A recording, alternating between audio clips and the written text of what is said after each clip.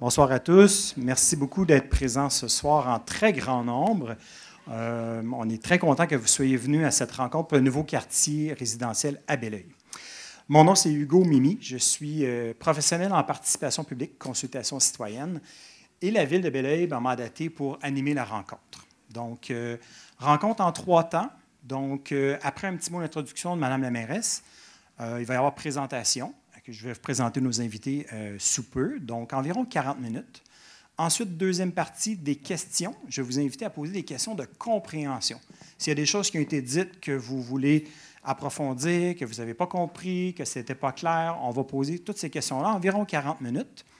Et on va se garder une troisième portion où là, on va vous demander d'émettre vos commentaires, vraiment vos opinions, vos commentaires. Qu'est-ce que vous avez trouvé de bien? Qu'est-ce qui peut être encore amélioré dans le nouveau quartier, et d'autres idées que vous pourriez avoir. D'où la raison des petits post-it que vous avez dans les mains. Je vais tout vous répéter ça tantôt. La troisième partie, c'est vraiment là qu'on veut que vous vous exprimiez. Pourquoi on ne le fait pas en période de questions-réponses? C'est qu'on veut permettre au plus grand nombre de personnes de s'exprimer. Puis on va vous expliquer à la fin même comment la discussion va se poursuivre après la rencontre. Donc, il y a beaucoup de gens ici ce soir. Donc, avant de commencer officiellement, je voudrais juste peut-être les employés de la Ville juste vous lever, dire votre prénom et dans quel service vous travaillez. Je vais commencer avec Mme Trenck.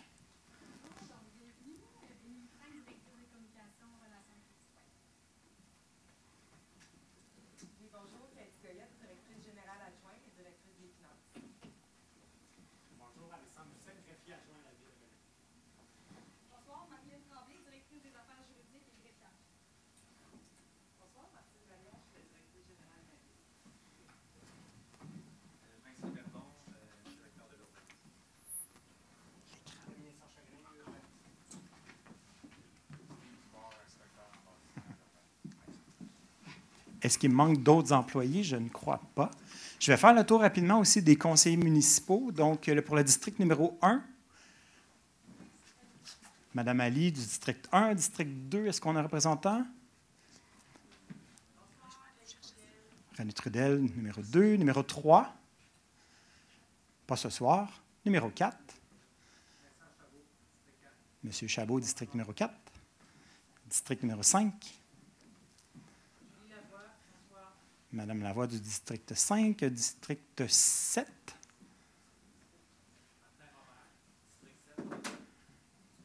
J'ai sauté le 6, vous savez, il y a une élection qui s'en vient. District 8, pas arrivé encore. Donc, avant de passer à la prochaine étape, je veux juste vous dire qu'on filme la rencontre de ce soir pour la rendre disponible pour tous les gens qui n'auraient pas pu venir.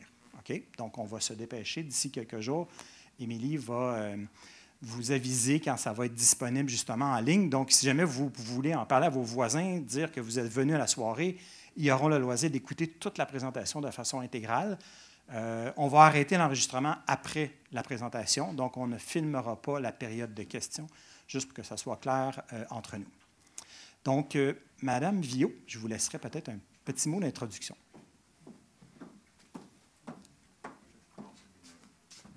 Merci. Bonsoir. Bonsoir à tous. J'ai essayé de faire la tournée avant qu'on commence. Je n'ai pas eu le temps de dire bonjour à tout le monde. Merci d'être là.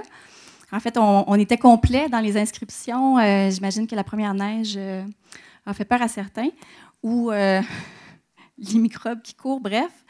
Très heureuse de voir la participation citoyenne ce soir. 120 places, donc on avait 120 inscriptions, 120 personnes intéressées à y participer. Des gens qui n'ont pas pu s'inscrire parce que c'était complet. Donc, vont pouvoir suivre, comme le disait Hugo, sur la plateforme Je participe, le déroulement de la soirée. Donc, je suis bien contente qu'on puisse faire de la place, même à ceux qui ne pouvaient pas être présents ce soir. Je remercie les conseillers du conseil municipal présents. Merci d'être là ce soir. Un bref rappel, en fait, parce que c'est une information, en fait, que l'ensemble des citoyens n'avaient pas nécessairement jusqu'à aujourd'hui. Il reste un espace à développer à Belleuil qui se situe, en fait, entre, quand on prend la rue Saint-Jean-Baptiste, en sortant de l'autoroute jusqu'à Yvon-L'Heureux, en fait, là, des deux côtés de Saint-Jean-Baptiste.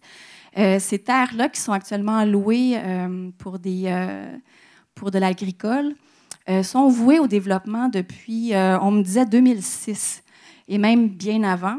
Donc, c'est des terres qui appartiennent à des propriétaires là, qui ont des projets de développement sur ces lots-là qui vont venir.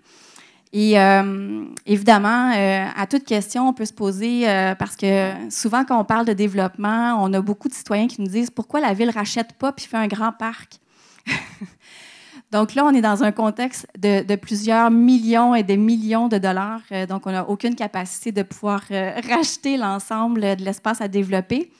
Par contre, ce qu'on s'est dit, c'est que la ville avait le potentiel de structurer et d'encadrer la proposition de développement qu'on voulait en faire. Alors, on voulait sortir un peu des standards et c'est la raison pour laquelle on a fait appel à la firme de l'architecte Pierre Thibault, qui est ce soir avec nous. Merci beaucoup à Jérôme et Pierre d'être là. Donc, ce qu'on voulait, en fait, c'est de donner l'opportunité à Belleuil, dans sa dernière phase de développement, de proposer à la population un projet qui est plein de contraintes. On va se le dire, il y a plein de contraintes. Quand on pense à 4000 portes qui rentrent sur ce territoire-là, c'est beaucoup. C'est de la densité qu'on n'est pas habitué de voir non plus à Belleuil.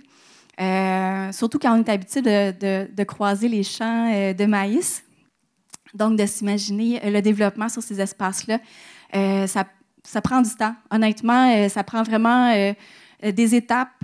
Moi-même, je suis la première à avoir eu besoin de temps pour le réfléchir, le concevoir, puis d'être capable d'avancer avec cette proposition-là. Donc, ce soir, en fait, si on regarde un entonnoir, là, on est au plus large de l'entonnoir. Donc, il n'y a rien qui a été décidé encore ce soir. On a fait appel à la firme pour nous faire des propositions de dessin concept du quartier qui viendrait. Alors, ce soir, il y aura deux propositions deux options, en fait, deux propositions qui vont vous être présentées.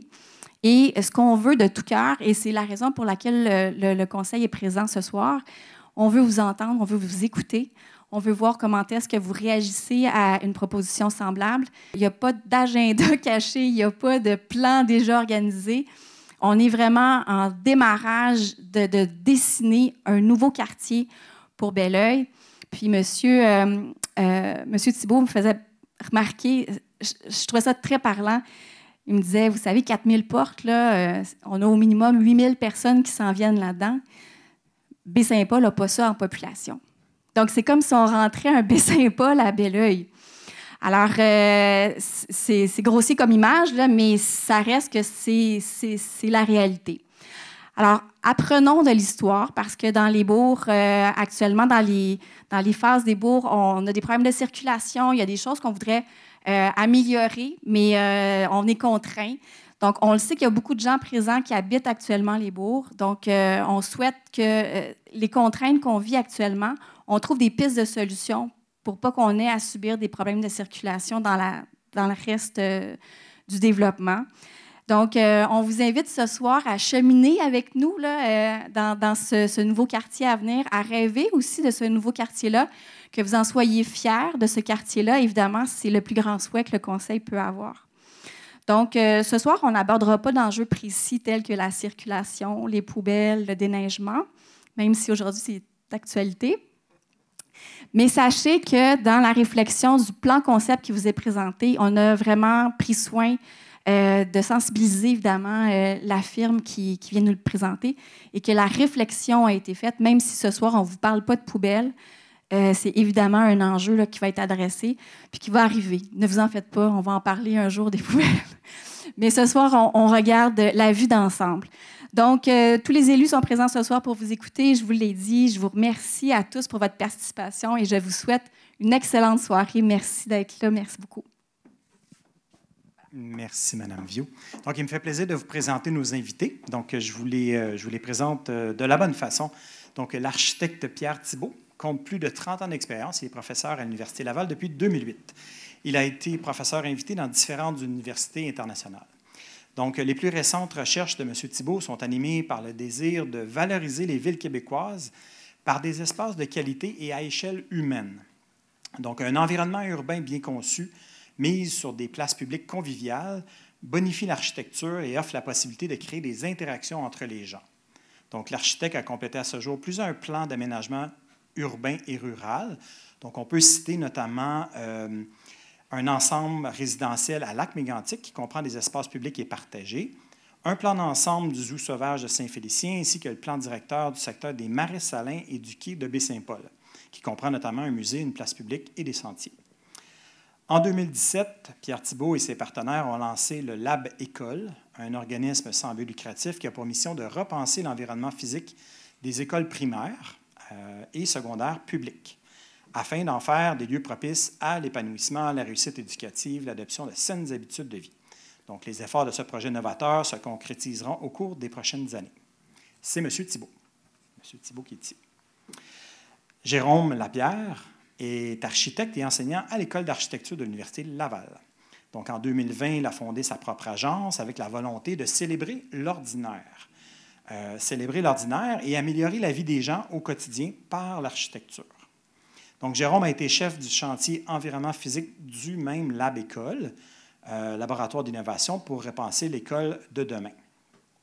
Jérôme a aussi remporté cette année le prix de la relève en architecture décerné par l'Ordre des architectes du Québec, qui vise à récompenser l'engagement exemplaire dans la profession, dans la promotion de la profession et la qualité en architecture au Québec. Donc, en 2014, il a remporté également un prestigieux prix à Rome en architecture, et ça l'amène à vivre quand même assez souvent au Danemark, si je comprends bien. Donc, pour une agence, il travaille là-bas pour une agence danoise reconnue à travers le monde pour, encore une fois, la conception de villes à échelle humaine. Donc, cette expérience a permis à M. Lapierre d'approfondir ses intérêts pour améliorer la qualité de l'espace public, la vie entre les bâtiments. Depuis, il met ses connaissances et son expertise à contribution dans les projets à l'échelle urbaine au sein de plusieurs villes à travers le monde. Donc, ce sont nos invités. Et je vais leur laisser dès maintenant la parole pour la présentation de ce soir. Alors, bonsoir tout le monde. Alors, ça me fait grand plaisir d'être avec vous. Alors, donc, je tiendrais à remercier d'entrée de jeu tous les gens de la ville, parce que ce n'est pas un travail qu'on a fait en vase clos. Donc, tous les gens de la ville que vous voyez là ont eu l'occasion d'échanger, de visiter le site à plusieurs reprises. Donc, je pense que tout ça est un travail d'équipe. Donc, ce soir, on vous présente le fruit de cette réflexion-là. Bien sûr, comme l'a dit la mairesse, c'est un premier pas. Je pense que c'est ce qu'il faut faire. Donc, ce soir, on ne vous amène pas, comme elle l'a dit, un plan qui est terminé, bien sûr, mais c'est une présentation pour vous dire dans quelle direction ce qu'on souhaite faire.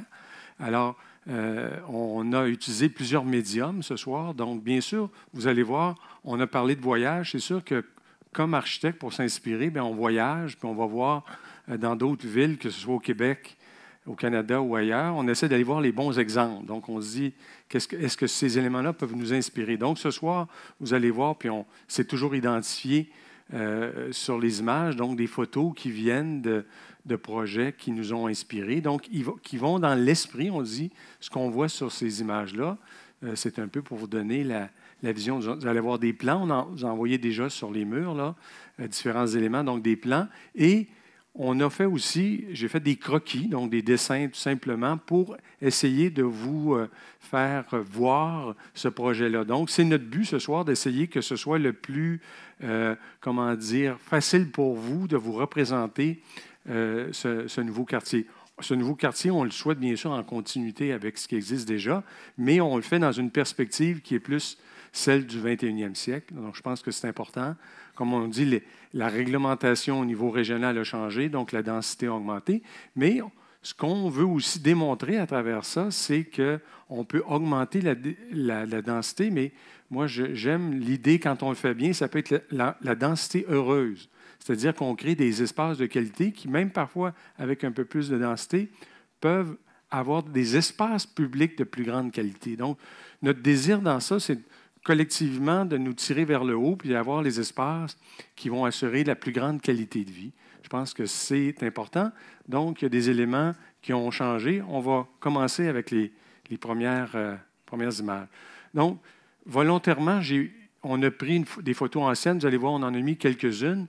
On est quand même dans ce site-là, près de l'autoroute, on n'est pas loin du Richelieu puis du village de Belleuil. Hein? on est à 3-4 km. 3-4 km, là, ça se marche en 40 minutes. Donc, on peut même partir des Baux puis venir jusqu'au village à pied. Donc, je pense que c'est une nouvelle réalité aussi. On le dit aujourd'hui, il faut marcher 10 000 pas par jour là, si on veut être... aller-retour, je pense que ça ne fait même pas 10 000 pas. Alors donc, pour les gens... Alors, je pense qu'il y a des images. On voit que vous avez la chance de vivre dans un des... Quand même, il faut le dire, je pense un des plus belles villes du Québec avec cet apport. Je le refaisais encore ce soir en longeant le Richelieu, tout le patrimoine que vous avez, ce lien extraordinaire. Donc, je pense que c'est aussi une grande richesse que vous avez. Alors, il est à l'envers, donc OK, ça va aller mieux dans l'autre sens. Alors, on se pose une question, puis on apporte des éléments de réponse. Qu'est-ce que c'est un quartier du 21e siècle? Alors, bien des réalités ont changé, on le voit. Le coût maintenant de l'énergie, les gaz à effet de serre, tout le réchauffement climatique, c'est sûr qu'on ne pense plus, on a une perspective qui a changé si on se rapportait au 20e siècle où ces choses-là n'existaient pas. Hein. On pensait que le coût de l'énergie allait rester bas puis que c'était infini. On se rend compte avec le 21e siècle qu'on doit réorganiser tout ça. Donc, je pense que c'est une donnée incontournable. Mais un des éléments importants, je le dis, le 10 000 pas par jour, c'est que les gens redécouvrent le plaisir de marcher. Donc, c'est une des grandes, les nouveaux quartiers qu'on fait. On fait une place pour que la marche soit agréable. Et idéalement, vous l'avez entendu parler, on parle du 15 minutes, c'est-à-dire qu'on essaie que dans les nouveaux quartiers, à 15 minutes, on ait tous les services. Donc, à 15 minutes à pied, on peut aller à l'épicerie, on peut aller prendre un café. Alors, l'école est à côté, des services. Donc, c'est le désir de faire en sorte qu'on minimise à ce moment-là l'apport de l'automobile. Donc, on parle de la mobilité durable. Je pense que c'est un autre élément important. Se déplacer à pied, mais ça peut être aussi en vélo. Donc, on favorise avec un bon réseau. C'est sûr que pour que la marche et le vélo se fassent bien, bien, ça prend des circuits aussi qui sont sécuritaires. Je viens de le dire dans le 15 minutes, c'est cette idée de la proximité des services. Donc, quand on dit je vais aller chercher quelque chose, je vais aller manger au resto, des fois, je vais aller me prendre un petit café le matin, je vais aller travailler dans un coworking. Donc, tous ces éléments-là se font à proximité. L'autre élément important, tout le monde le dit, la présence de la nature est un élément incontournable, ça fait du bien.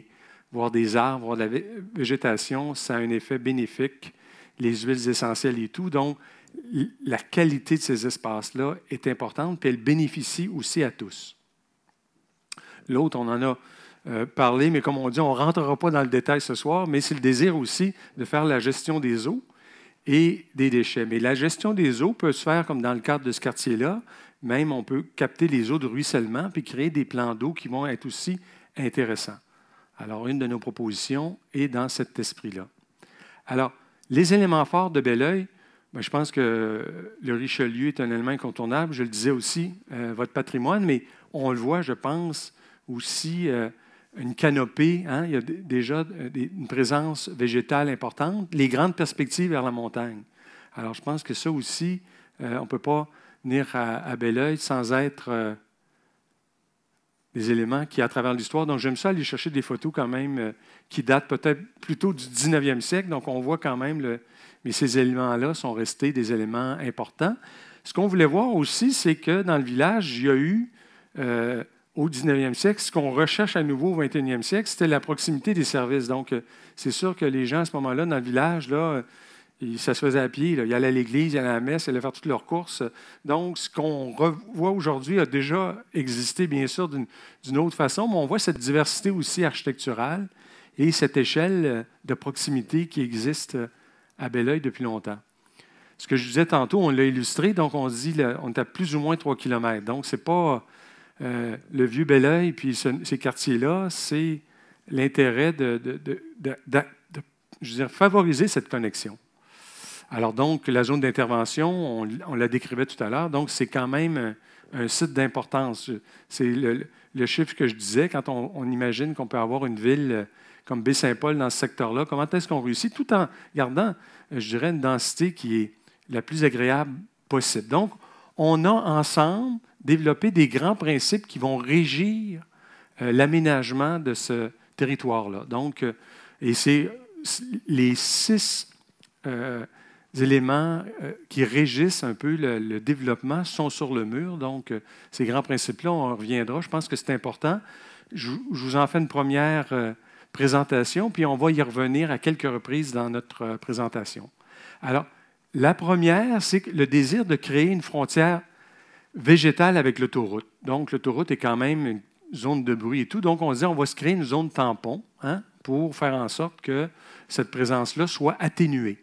Alors, c'est le désir de rapidement créer cette zone tampon. L'autre idée, c'est qu'à l'intérieur du quartier, on aimerait ça avoir un corridor vert. Donc, c'est un élément où je parle depuis tout à l'heure du plaisir de déambuler. Donc, cette grande zone verte-là permet à tous les gens du quartier de pouvoir connecter à travers des espaces verts dans le quartier. Donc, cette présence-là. Alors, ça, c'est un autre élément intéressant. Alors, un corridor vert, c'est ça, donc la présence de la nature. On peut être parfois sur les trottoirs en longeant des commerces, mais on peut faire un petit détour, puis on vient par la nature. Je pense que c'est un autre élément qui fait la qualité d'un nouveau quartier. Alors, cette idée aussi de créer un corridor vert dans lequel il y a des jeux pour les enfants, donc cette diversité d'expériences. On se promène et on est sollicité de différentes façons. L'autre, on en parlait, c'est favoriser aussi cette ouverture des perspectives. Donc, d'un côté, on a les champs, on a les montagnes, donc créer ces repères qui sont des références à l'intérieur du quartier. Alors, vous voyez, c'est quand même assez impressionnant, là, ces perspectives. Alors, l'autre, c'est créer un cœur. Donc, il y a le cœur dans le Vieux-Belleuil, mais là, on se dit quand même, on amène pour 8000 personnes, il y a de quoi créer un autre cœur. De toute façon, ça congestionnerait l'autre. Donc, comment on réussit à créer ces services de proximité-là? Donc, autour de l'école, autour des services, on vient créer un nouveau cœur qui va permettre à tous les gens du quartier, pas juste de cette nouvelle-là, mais tous les autres résidents ici, là, donc on comprend qu'on vient créer le cœur. Tout ça existe déjà. Ont, eux aussi, cet accès facile à ce nouveau cœur qui va faire en sorte que la déambulation piétonne va augmenter. Alors, donc, c'est de créer des endroits qui sont agréables, qui favorisent cette déambulation. Alors, l'autre, c'est de créer, comme je le disais d'entrée de jeu, un réseau piéton et cyclable qui va être sur l'ensemble du nouveau quartier et qui va favoriser ces déplacements-là. Donc, dans toutes les rues, on a la facilité de se déplacer. Donc, on voit, bien évidemment, comme il y en a déjà quelques-unes dans la ville, les zones qui sont destinées à la voiture, les trottoirs pour les piétons et les autres pour les cyclistes, en laissant la place belle également à la végétation et à la nature. Alors, donc, on voit cette cohabitation, encore là, que je dirais heureuse, entre les espaces publics et les lieux de déplacement. Alors, on a différentes échelles, mais on est toujours pris en charge. Alors donc, on a aussi, on va y revenir, un nouveau concept qui sont les rues partagées. Donc, actuellement, on a des rues qui desservent un quartier et qui sont sur sur une longue distance. Dans ce cas-là, on a des rues partagées, c'est-à-dire que les gens qui utilisent cette rue-là sont simplement les résidents. Donc, il n'y a pas de destination. Je ne traverse pas dans cette rue-là pour aller à un autre endroit. Alors donc, ça devient des rues. On parle de rues partagées parce que les voitures qui circulent dans ces rues-là sont comme pas nécessairement bienvenues. Ils doivent être à très, très basse vitesse. Donc, ça permet la cohabitation heureuse des vélos, des piétons et des voitures. Alors, c'est pour du stationnement quand on arrive pour faire nos courses. Donc, et vous le voyez aussi, c'est l'idée d'avoir de l'abondance au niveau de la végétation. Alors, c'est un concept de rue qui est assez agréable et qui permet, je dirais, un contact convivial entre tous les résidents. Alors, bien sûr, il y a aussi l'idée des saisons. Donc, on le voit aujourd'hui, on ne sera pas toujours... la neige vient couvrir, je pense, pour notre bonheur, mais ça amène aussi des aménagements qui doivent en tenir compte. L'autre élément, c'est qu'on souhaite offrir une diversité quand on parle de typologie, c'est de type de bâtiment. En bordure de l'autoroute, on pense plutôt après le corridor, je veux dire la ceinture végétale, d'avoir des bureaux qui vont venir, d'une certaine façon, réduire le bruit. Puis après ça, on aura donc l'habitation. En périphérie, le long des champs, on a des bâtiments à plus grande échelle. On a une mixité bien sûr, vous aurez des dessins un peu plus tard, sur l'artère commerçante. Donc, on aura du résidentiel multilogement, mais on aura aussi des maisons unifamiliales accolées pour faire la transition avec le quartier qui est là. Donc, on ne veut jamais avoir une maison unifamiliale à côté d'un immeuble multirésidentiel. Donc, on s'organise toujours pour essayer d'avoir des transitions douces. Ça, c'est un autre élément important pour assurer l'interface entre les différentes composantes du quartier. Alors, on vous montre, par exemple, ici un quartier à Malmö. Donc, on voit un peu cette idée d'avoir des maisons en rangée, des immeubles. Donc, c'est la grande diversité qu'on recherche. Alors, l'idée aussi, c'est d'avoir des cœurs d'îlots où on a de la végétation, des espaces partagés. Je pense que ça, c'est un autre bel exemple. Alors, donc, je pense qu'ici aussi, vous voyez des îlots avec des cours intérieures. Donc, ce concept-là nous a particulièrement, je pense, impressionné. Et on verra, bien sûr, ce n'est pas le même, on l'a réadapté. Donc, vous voyez, c'est les 6 grands principes qui nous ont guidés. Alors, je pense que c'est ce qu'on va revenir avec vous, la voir. Est-ce que vous en voyez d'autres qui pourraient régir? Est-ce qu'il y en a que vous souhaiteriez qu'on ait dans une autre direction? Mais je pense que c'est ce qui nous guide dans l'élaboration des propositions d'aménagement. Donc, aujourd'hui, on a travaillé, comme vous dire qu'il n'y a pas une proposition, on a travaillé 2 propositions avec bien sûr des traits communs, mais des possibilités différentes. Donc, on va vous les soumettre aujourd'hui. Vous pourrez, bien sûr, nous laisser savoir s'il y en a une qui vous semble plus intéressante ou s'il y a des composantes dans une qui pourraient être dans l'autre. Donc, on a ces 2 propositions-là. Donc, je vais laisser Jérôme continuer avec les propositions, puis je vais intervenir à certains moments par rapport à des croquis qui pourraient être, je pense, peut-être plus pertinents dans la compréhension de chacune des propositions. Merci Pierre. Donc, on commence avec la proposition 1. Généralement, on aime bien donner des noms qui peuvent quand même caractériser chacune des présentations. Mais dans ce cas-ci, il y a des choses de très communs qui reviennent dans l'une et l'autre. Donc, on a resté dans l'univers des chiffres.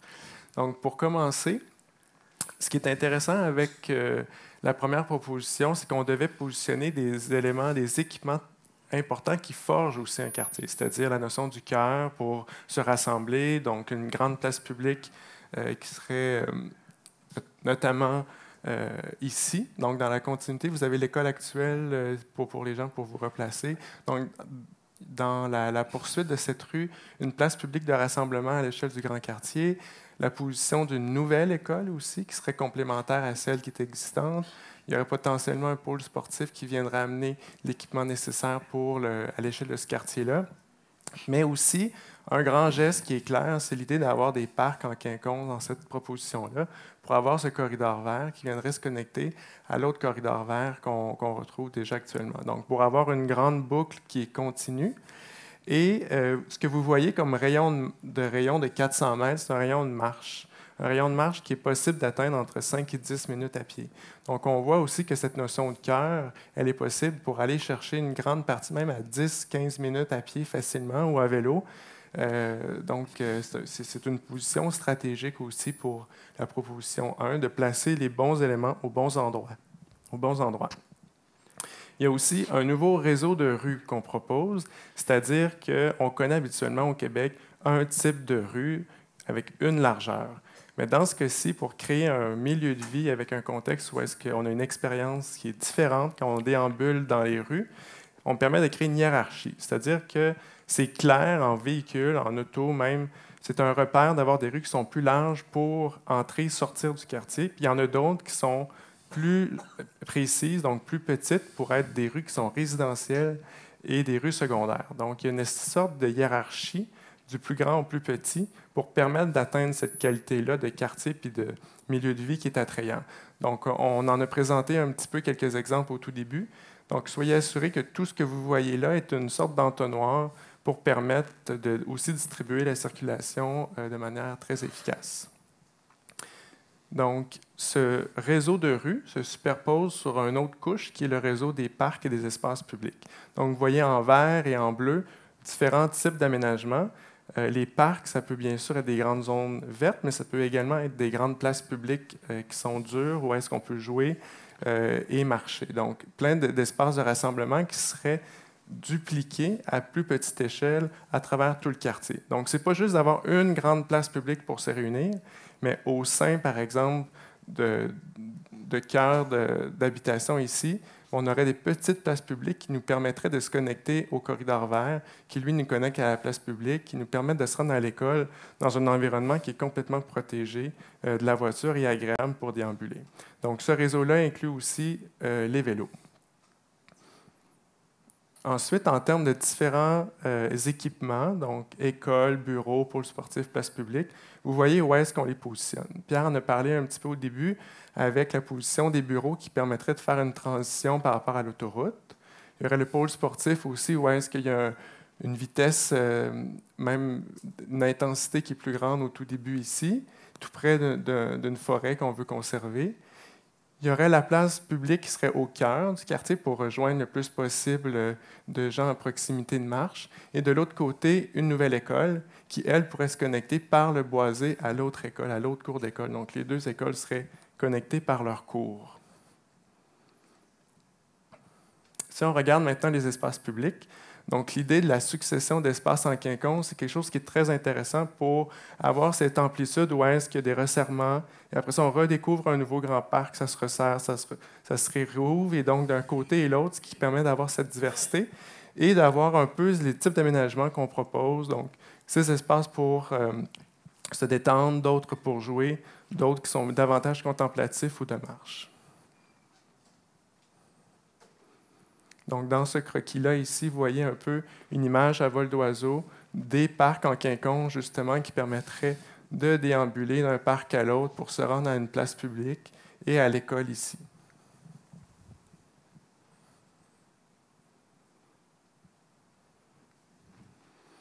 Donc, la nouvelle école, on la positionne, vous l'avez compris.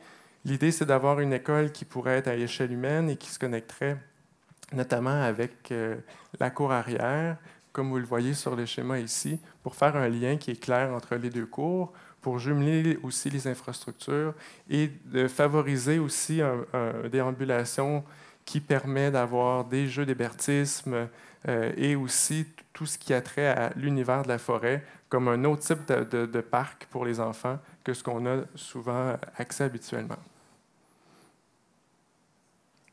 Donc, vous voyez ce croquis qui présente justement la connexion avec la forêt, ces liens clairs et qui sont sécuritaires pour les enfants. Ce qui est intéressant aussi, vous voyez les maisons actuellement qui sont face à l'école, mais tout à coup, bien sûr, les cul-de-sac n'existent plus. Donc, il y a aussi un gabarit et des immeubles de pas très de grande hauteur qui permettent de faire une transition vraiment douce. Donc, on est dans du petit gabarit de hauteur avant de s'en aller vers l'autoroute. Donc, il y a une certaine hiérarchie aussi pour une progression lente, et même en termes de soleil et de vue, si on veut garder nos perspectives sur les montagnes, sur les champs qu'on vous parlait au tout début. Mais si on a des immeubles trop hauts dès le début, on cache les vues. Donc, d'avoir cette progression, ça permet de tout le monde de favoriser des vues qui permettent ces vues lointaines à travers les rues, à travers les balcons, à travers les habitations. Donc, au niveau de la place publique qui serait devant l'école, c'est un exemple de place publique qui fonctionne très bien, que je côtoyais là, très souvent quand j'habitais à Copenhague. Donc, un grand espace de jeu central qui permet aux enfants de jouer, puis même aux plus grands, de regarder le sport en périphérie. Ces gradins qui permettent d'avoir un espace d'apéro incroyable au coucher du soleil et qui se connectent aussi avec l'idée d'un marché. Donc, ce qu'on proposerait notamment, c'est que les immeubles qui font face à la place publique soient notamment un marché, une épicerie qui permet de faire ses courses, justement, pour que ça puisse déborder sur la place publique. En termes de mixité programmatique, ce qu'on trouve important dans un quartier de ce nombre de nouveaux citoyens qui s'inscrivent à Belleuil, c'est d'avoir une artère commerçante. Donc, cette idée de lieu où est-ce que tout le monde peut se rassembler sur une artère où est-ce qu'on peut faire ses courses, qui serait donc le prolongement de la rue Serge-Pepin, qui, notamment, serait dans la continuité de la rue existante qui est ici de l'école et qui permet notamment de sortir ou d'entrer dans le quartier. Donc, c'est une artère qui est très claire et qui, en termes d'expérience piétonne, est très agréable. Donc, des grandes terrasses où est-ce que les restaurants peuvent déborder, les cafés, des lieux où est-ce qu'on peut se poser, des bancs avec des aménagements publics qui sont généreux pour avoir cette qualité de s'asseoir, une canopée d'arbres aussi qui est généreuse, et bien sûr, en intégrant toute la gestion des eaux, donc des noues pour accueillir l'eau et qu'elle soit recueillie plus loin, d'avoir également des espaces de stationnement qui sont sur rue, donc pour faire une quinconce entre espace de stationnement et espace vert, arbres plantés, etc. Donc, on vous propose ici ce que pourrait être cette nouvelle rue commerçante, cette artère commerciale, où est-ce qu'on a les voies de circulation au centre. C'est nous pour absorber la rétention des eaux, des espaces de stationnement en quinconce, pistes cyclables et trottoirs.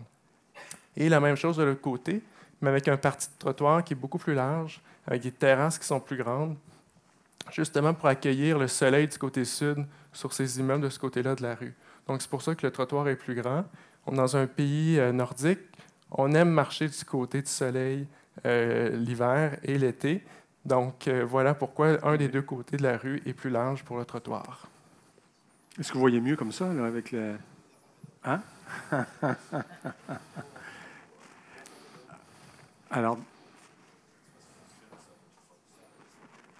Donc, je pense que ça... Alors, c'est bon pour tout le monde, ça, l'écran? Oui, c'est bien, c'est clair, excellent, parfait. Un autre élément, c'est l'intégration des équipements récréatifs. C'est-à-dire qu'on ne veut pas avoir un grand parc commun à tous, on en veut des plus petits aussi qui permettent d'être un peu partout à travers le quartier. Et vous voyez le type d'aménagement possible à travers les parcs qui sont dédiés pour ces équipements-là.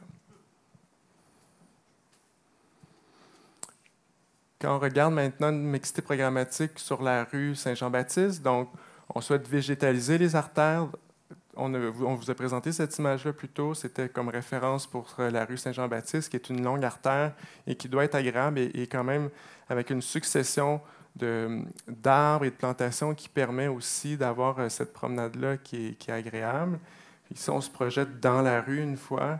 On aurait du bâti, des bâtiments de chaque côté, des trottoirs, piste cyclable dans ce cas-ci, qui là est combiné de 2 voies d'un côté, avec voie de circulation, puis une noue centrale pour justement la rétention des eaux, comme un moyen aussi durable pour le quartier. Donc, c'est sûr que quand on pense à la rue Saint-Jean-Baptiste aujourd'hui, puis quand on pense à cette rue-là, on est complètement ailleurs. Donc là, on est avec des trottoirs de chaque côté.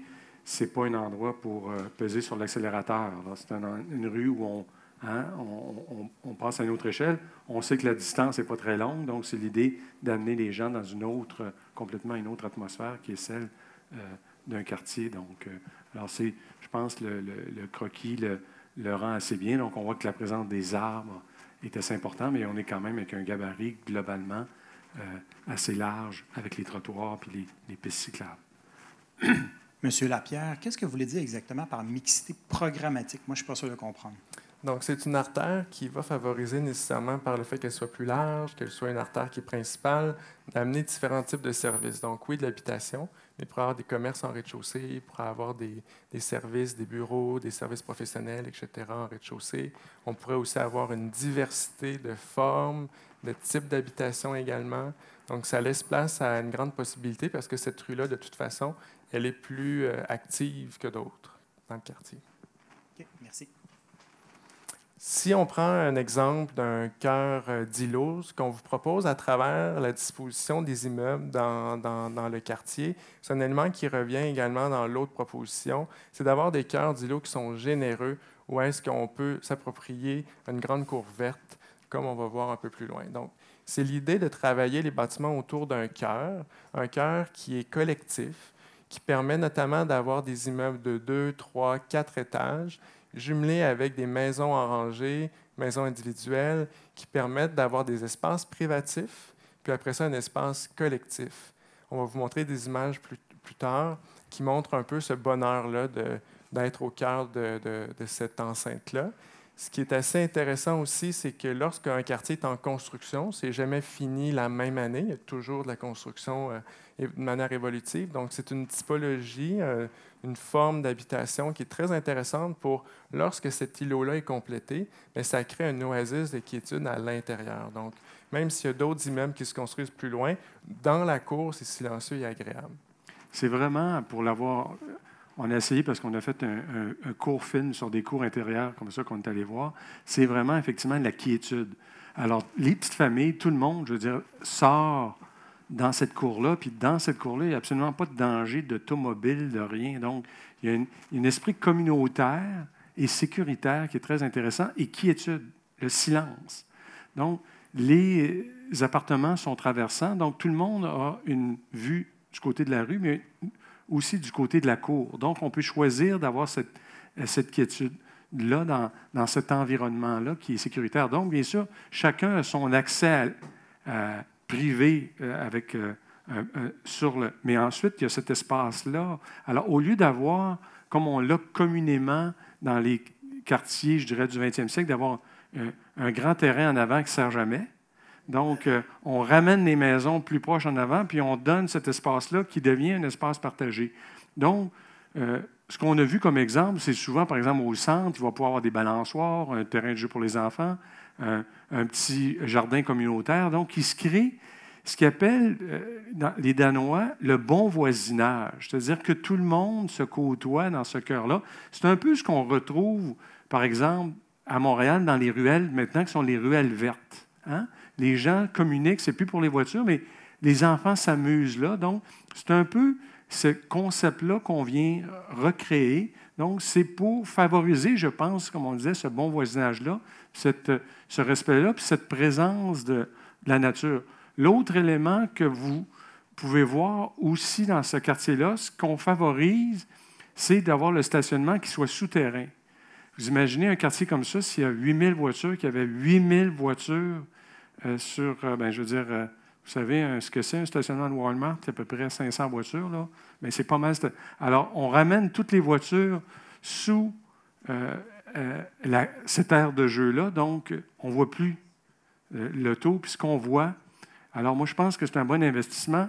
Tout le monde qui est dans les maisons ici, au lieu de voir un espace de stationnement jusqu'à la fin de leur jour, ce qu'ils voient, c'est des jardins, des espaces sécuritaires, de la verdure et tout ça. Donc, je pense que c'est un élément, bien sûr, il y a un coût à ce stationnement-là, mais c'est la possibilité de ne plus voir de voitures dans son environnement, dans tout le quartier. Donc, ça, je pense que c'est une plus-value énorme. Ça a l'avantage, bien sûr, aussi pour quand il neige, on n'a pas besoin de déneiger et tout ça, mais c'est surtout le fait de faire disparaître les voitures pour donner davantage de place à la nature. Un autre élément important des deux propositions, c'est qu'on a des logements qui sont traversants. Donc, c'est-à-dire qu'on a une fenêtre qui donne d'un côté et de l'autre. Donc, on a un côté court qui est très silencieux. Généralement, ça peut être des espaces de vie d'un côté, des espaces de nuit dans la cour qui sont silencieuses. Parfois, ça peut être très ouvert, donc avoir de la lumière d'un côté et de l'autre. C'est notamment une des lois au Danemark pour avoir de la lumière naturelle puis de la ventilation naturelle. Ça permet aussi d'éviter un corridor commun qui est souvent impersonnel, où est-ce qu'on se promène et on croise personne. Donc, l'idée de ces logements traversants, mais il en existe tout plein au Québec, là. Donc, c'est juste d'avoir une fenêtre en avant puis une fenêtre en arrière au sein des logements. Donc, ça, on pourra voir quelques exemples.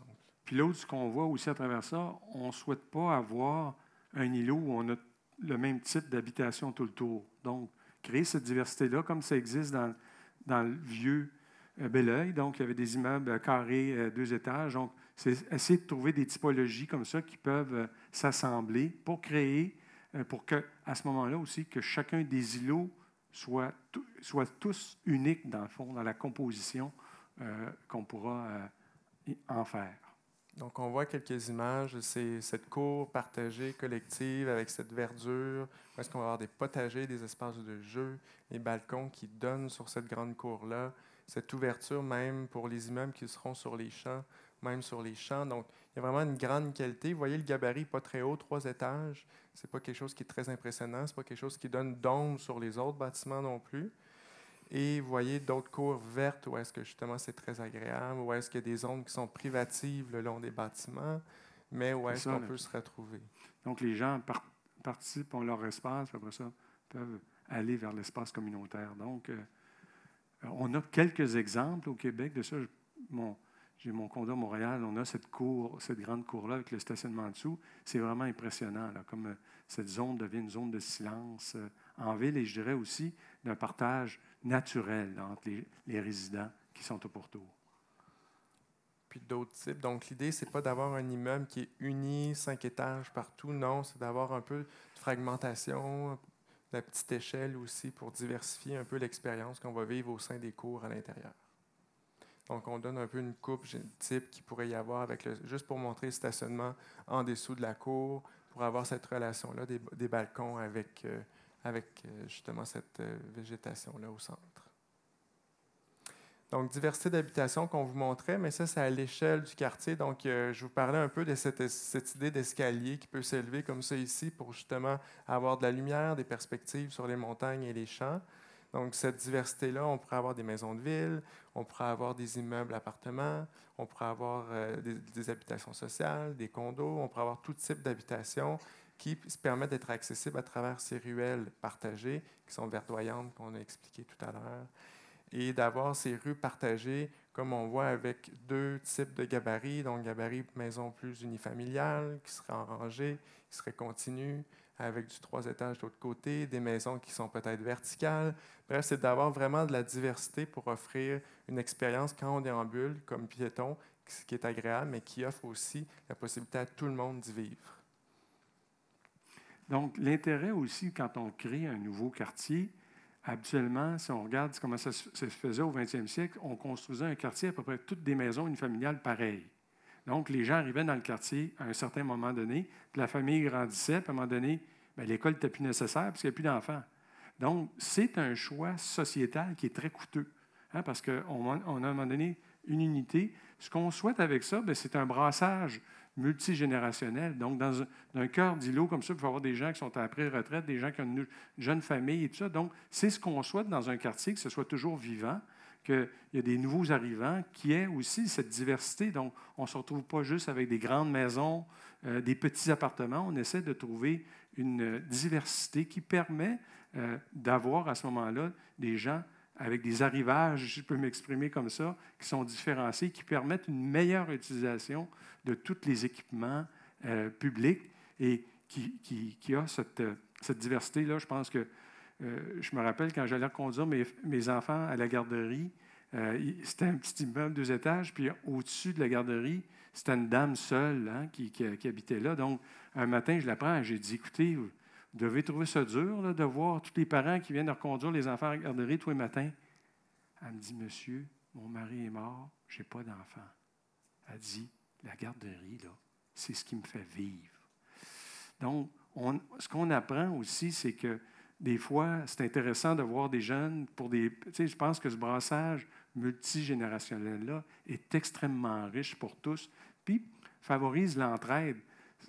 Quand on est allé, puis on va retrouver ces bandes-là, on voyait dans ces cœurs d'îlots-là, bien, tu vois des gens qui disent, bien, pouvez-vous garder mes enfants quelques minutes, je vais aller faire des courses. Il y a une espèce de bon voisinage où on développe, chacun visuellement se connaît autour de... Donc, ça induit ce désir de partager. Alors, je pense que c'est là où on voit, c'est sûr que si on a toutes des maisons avec tout un petit terrain, c'est pas facile de collaborer, mais là, si tout le monde donne sur ce cœur-là, c'est sûr qu'en prenant une marche le soir, en allant s'asseoir, en allant en journée communautaire, ou même une petite fête de l'îlot, mais ça favorise, je pense, les interactions sociales qui sont, je pense, le bonheur, qui sont très importantes dans la qualité de vie. Au-delà d'avoir des espaces silencieux, verdoyants et tout, ça permet, je pense, on l'a manqué pendant la pandémie, mais je pense que ça permet ce bon voisinage qui est quand même un élément important de la qualité de vie de quartier, comme nous présentent un peu ces photos-là.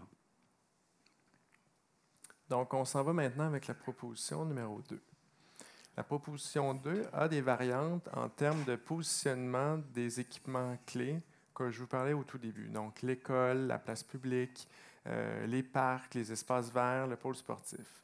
L'artère commerciale demeure plus ou moins au même endroit, mais il y a un petit décalement qui est différent. Vous voyez que le rayon de marche par rapport au cœur, place publique, centrale, se déplace aussi un petit peu. Et un des éléments nouveaux qu'on apporte dans cette proposition-là, c'est que plutôt d'avoir la parc en quinconce que vous aviez dans la proposition 1, ici, on a plutôt l'idée d'un canal avec un espace vert. Donc, l'idée d'un grand canal, un cours d'eau, qui permettrait de déambuler avec cette expérience-là qui serait un bassin de rétention, qui pourrait être un bassin formel. Donc, l'idée, c'est d'avoir ce geste-là qui lie aussi un peu le quartier dans l'autre sens que les quinconces faisaient. Donc, il y a des éléments clés qui reviennent, que je vais passer un peu plus vite parce que vous avez déjà un peu acquis à travers la proposition 1. Mais l'idée de la hiérarchie des rues demeure, mais elle est faite différemment parce que les rues sont positionnées d'une autre manière. Mais l'idée est toujours d'avoir la rue commerçante, le Saint-Jean-Baptiste qui est différent, des rues qui sont secondaires et des rues résidentielles partagées pour grader aussi la circulation, qui se couple ou se jumelle avec l'idée des espaces publics verts, le réseau piéton et cyclable, avec l'ajout d'une promenade ici, qui serait une promenade contemplative le long des champs. Donc ça, c'est une autre particularité également de cette proposition-là. Et vous voyez la déclinaison de l'espace vert du canal qui est ici. Mais quand même, on garde une pointe ici, une espèce de triangle qui serait assez intéressant également pour avoir un autre parc vert, pour aller connecter tout le quartier, pour que tout ça puisse se ramifier au cœur central de la proposition. En termes de positionnement des équipements, vous voyez la dernière fois, la proposition, l'école était ici, elle se décale un petit peu vers l'ouest. La place publique, bien sûr, est toujours en connexion avec l'école pour en faire un grand cœur de rencontre. Pôle sportif et bureau demeurent quand même sur la périphérie. Au niveau des espaces publics, la promenade au bord du canal et de rétention d'eau. Donc, un des croquis pour montrer cette proposition-là. Bon, alors donc, c'est un élément. Alors, il y a des habitations quand même de chaque côté. Vous verrez dans l'autre croquis, mais donc, l'espace pour déambuler de chaque côté. Donc, c'est souvent des bassins de rétention. On amène l'eau de surface pour créer ce canal-là. On va vous montrer des photos d'exemples qu'on a dans ce cas-là. Donc, c'était aussi intéressant, comme on dit, dans la diversité de la déambulation, parce que c'est nos... Non, c'est pas... On a l'impression qu'on est dans le micro-ondes, je ne sais pas quoi. Leur lunch quelque part, je ne sais pas quoi. Alors donc, vous voyez aussi l'idée de ne pas toujours avoir nécessairement l'habitation parallèle à ça. Donc, on vient aussi créer, un peu comme il y avait dans des villages anciens, des îlots qui ne sont pas un peu inégaux. Donc, ça crée aussi, je pense, cette diversité dans l'implantation, autant dans le type des bâtiments. Donc, on recherche cette diversité-là. On ne veut pas... comme on voit certains développements où tous les immeubles sont pareils, le soir, tu peux rentrer chez vous puis peut-être te tromper parce que tu es rentré dans la porte 10 à côté parce qu'ils sont tous pareils. Donc, on recherche cette idée de la diversité qui est celle qu'on retrouve dans l'exemple du vieux Longueuil. Alors, vous voyez un peu cette idée de grande promenade avec la présence de l'eau. Alors, c'est sûr que c'est un élément qui est, je dirais, rassembleur au sein d'un quartier, puis qui lui donne aussi, alors, une connexion peut-être avec le Richelieu, je ne sais pas, mais la présence de l'eau, on sait que c'est quelque chose qui est très agréable avec ces espaces presque de salons extérieurs là, qui sont présents dans les espaces publics. C'est une question qu'on pourrait d'ailleurs discuter au sein des différents panneaux qui sont au mur, mais est-ce qu'un environnement qui est plus formel avec un canal permanent ou quelque chose qui est plus sauvage, naturel? Donc, c'est des choses aussi qui pourraient faire partie de, si vous aimez l'idée du canal, de même vous positionner à savoir même quel type d'environnement vous préfériez. Ça amène aussi, on le voit beaucoup, ça permet bien sûr la présence de l'eau, de grandes plantations, la présence des arbres, donc ça donne tout de suite... Alors donc, j'ai refait un autre croquis un peu pour vous montrer une fois qu'on est dans cette coulée verte avec son canal, puis l'habitation de chaque côté. Donc, c'est sûr qu'on vient donner aussi une plus-value aux habitations qui bien sûr de part et d'autre, mais c'est le désir d'avoir cet espace-là qui vient qualifier le quartier. Donc déjà, il y a une identité qui est créée par cette diversité. Ensuite, au niveau des espaces publics, ce qu'on ajoute, c'est la promenade le long des champs. Donc, si on montre quelques images, encore une fois, l'idée de cette contemplation qui peut s'étirer sur les champs lointains, c'est cette idée de perspective qui est quelque chose qui est particulier ici à Belleuil, qui est magnifique, qu'il faut célébrer. Donc, d'avoir ces aménagements-là qui peuvent être relativement simples, mais qui permettent un peu ce rapport-là avec la proximité des... Alors, je pense que c'est un exemple d'une grande, grande simplicité. Vous imaginez d'aller vous promener le long des champs comme ça. Je pense que ça donne de l'horizon, quelques tables de pique-nique. C'est très simple en termes d'aménagement, mais ça bonifie énormément. Donc, vous imaginez dans un quartier, vous êtes allé vous promener le long du canal, vous êtes allé à la place publique devant l'école, vous êtes allé faire vos courses dans la rue commerçante, vous êtes revenu par les champs, vous êtes allé... Alors donc, déjà, il y a le plaisir et la diversité de ce qu'on offre dans l'aménagement crée... je pense beaucoup en termes de qualité de vie, plutôt que d'être dans un quartier, une rue résidentielle, une autre rue résidentielle, une autre rue résidentielle. À un moment donné, ça devient un peu du pareil au même. Là, on crée cette diversité-là. On est sur une rue commerçante, une rue partagée, un grand... Donc, juste cet assemblage de hiérarchie des rues permet d'être aussi de la bonne façon. Quand on parle des rues partagées, bien, on sait que c'est très sécuritaire, les vitesses sont très, très, très lentes, puis on utilise ces éléments-là pour connecter sur un parc, pour ensuite sur un autre. Donc, c'est de favoriser aussi le déplacement actif le plus sécuritaire possible. Dans un quartier comme ça, vous n'aurez pas besoin d'aller reconduire vos enfants à l'école. Ça va être tellement fluide et agréable que je suis sûr qu'après 2 jours, les gens vont dire « Papa, pas besoin de me reconduire, je suis capable d'aller à l'école. » Puis probablement, ce que vous allez faire comme parents, c'est que vous allez partir à pied le matin, vous allez la reconduire à l'école à pied, vous allez revenir à la maison, vous faites du télétravail. Donc, c'est ce qu'on voit un peu actuellement autour de l'école, cette frénésie des autos. Mais ce n'est pas bon pour personne. C'est des gaz à effet de serre. Les enfants sont mieux de marcher pour aller à l'école, les études le disent. Ils arrivent plus réveillés, ils sont plus motivés. Donc, on crée un quartier qui a toutes ces dimensions vertueuses-là, où on sait aujourd'hui que tout ça est nécessaire, puis il faut limiter le plus possible nos déplacements en véhicule. Alors, c'est un autre croquis que j'ai montré pour voir cette idée de la plaine, tout d'un coup, et que la frontière devienne une grande promenade, et cet endroit aussi pour aller contempler ou même, pourquoi pas, pique-niquer. Et c'est l'idée aussi que même ces champs soient perceptibles depuis Saint-Jean-Baptiste, parce qu'il y a quelques percées visuelles, même depuis certaines rues qui sont lointaines, pour toujours avoir ce lien visuel vers les champs qu'on a parlé tout à l'heure. Donc, la nouvelle école avec la place publique, l'idée d'une école qui serait peut-être verticale, avec des cours sur les toits. On le fait dans une des lab-écoles, où est-ce que c'est une des premières écoles qui a la cour qui monte sur les toits. Les élèves rentrent le matin au 3e niveau par la cour d'école, ils se déchaussent et enlèvent leur manteau au vestiaire qui est déjà en haut. Donc, il y a cette idée que la nouvelle école puisse offrir potentiellement cette qualité. Et vous voyez ici le croquis de la position de l'école un petit peu plus vers l'ouest, avec la place publique. Donc, vous voyez un peu le gabarit des îlots qu'on vous expliquait un peu plus tôt dans la présentation, avec ces cours verdoyantes dans chacune d'entre elles.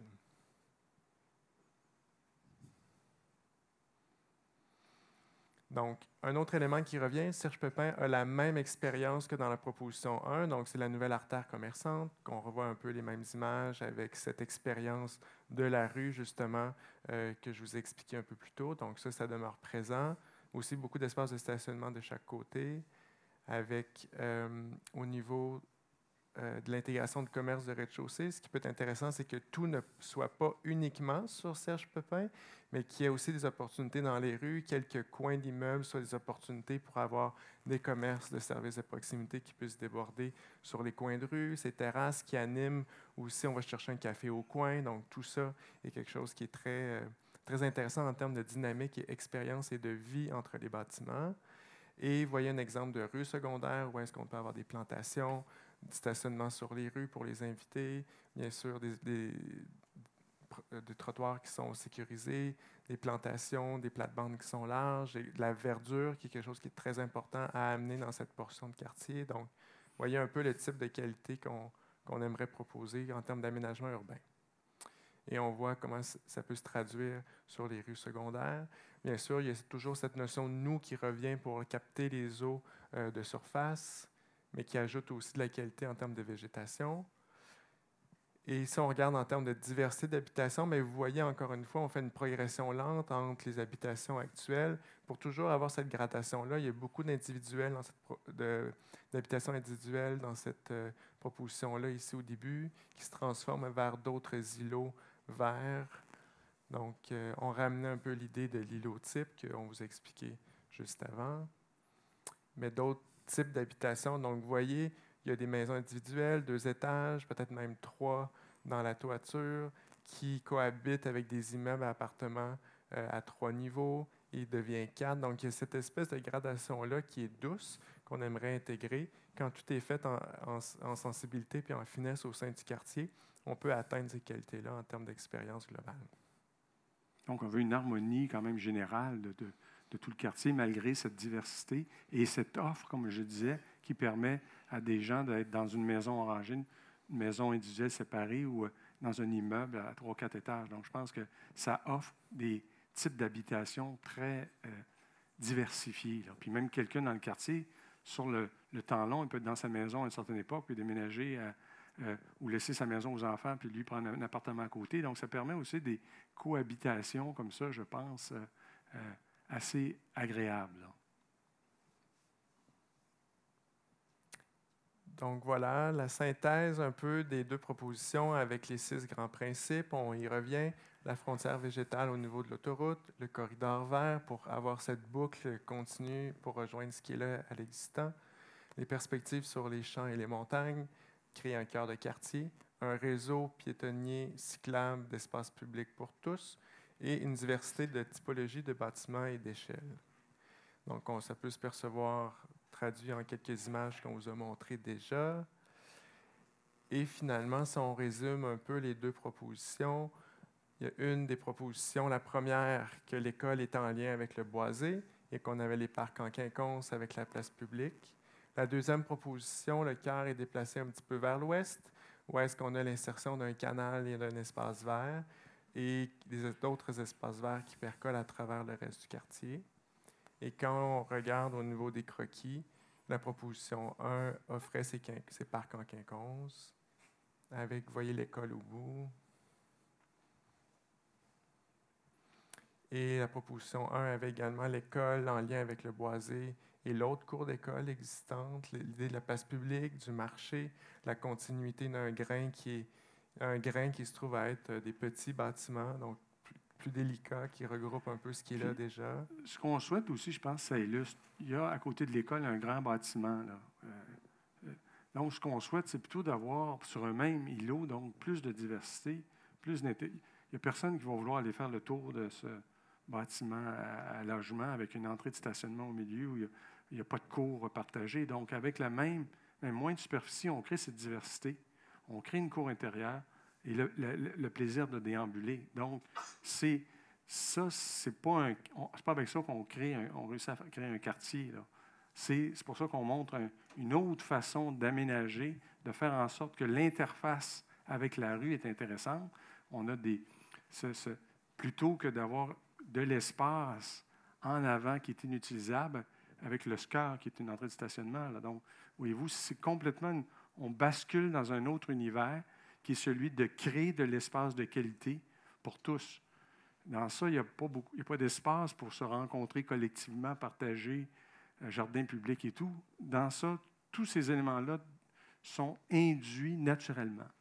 Donc, c'est là où le pouvoir, je veux dire, de l'aménagement, de favoriser la qualité de vie.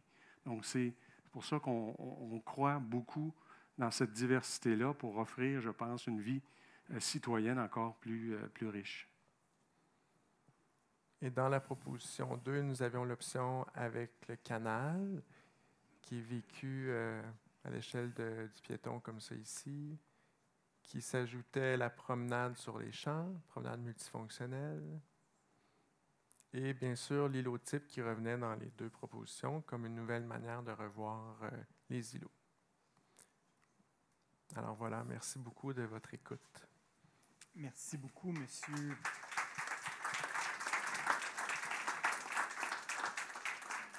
Alors, merci beaucoup, M. Thibault et Lapierre. Présentation très complète.